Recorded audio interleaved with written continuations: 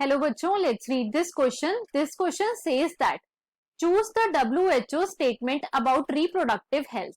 तो इस क्वेश्चन में बेसिकली हमें 3 स्टेटमेंट गिवन है और हमें चूज करनी है वो स्टेटमेंट जो कि WHO ने दी थी रिप्रोडक्टिव हेल्थ के लिए, right. Statement 1 given is healthy reproductive organs with normal functions. Statement 2 given is total well-being of physical, emotional, behavioral and social aspects. And statement 3 given is free of all STD. STD का मतलब होता है sexual transmitted diseases. अब अगर इस question के मैं की कॉन्सेप्ट की बात करूं तो इस क्वेश्चन का जो की कॉन्सेप्ट है वो है reproductive health. Let me right it over here. की कॉन्सेप्ट इज रिप्रोडक्टिव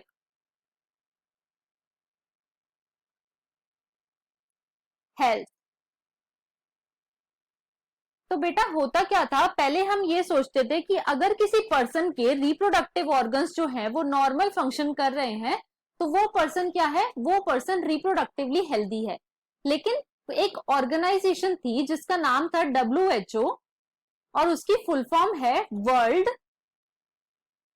हेल्थ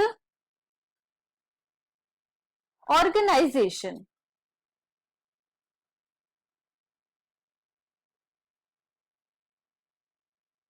और वर्ल्ड हेल्थ ऑर्गेनाइजेशन के जो हेडक्वार्टर्स हैं बेटा वो है जेनेवा में, राइट.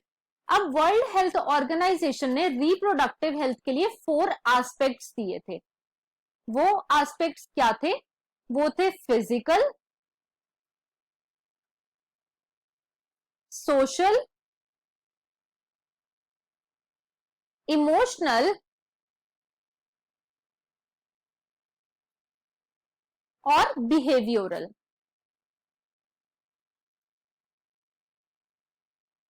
राइट. तो WHO ने क्या बोला कि अगर कोई पर्सन इन चारों एस्पेक्ट्स में हेल्दी है तो वो रिप्रोडक्टिवली हेल्दी है, वरना वो रिप्रोडक्टिवली हेल्दी नहीं है, राइट. अब हम अपने ऑप्शंस को एक बार चेक कर लेते हैं. तो स्टेटमेंट 1 में हमें गिवन है healthy reproductive organ with normal function. ये जो स्टेटमेंट है ये वैसे तो करेक्ट है, लेकिन ये स्टेटमेंट WHO ने नहीं दी थी, तो ये जो स्टेटमेंट है हमारी रॉन्ग हो जाती है. स्टेटमेंट 2 में हमें गिवन है total wellbeing of physical, emotional, behavioural and social aspects. ये स्टेटमेंट जो है ये हमें WHO ने दी थी, तो हमारी स्टेटमेंट 2 जो है वो करेक्ट हो जाती है. And statement 3 is free of all STD.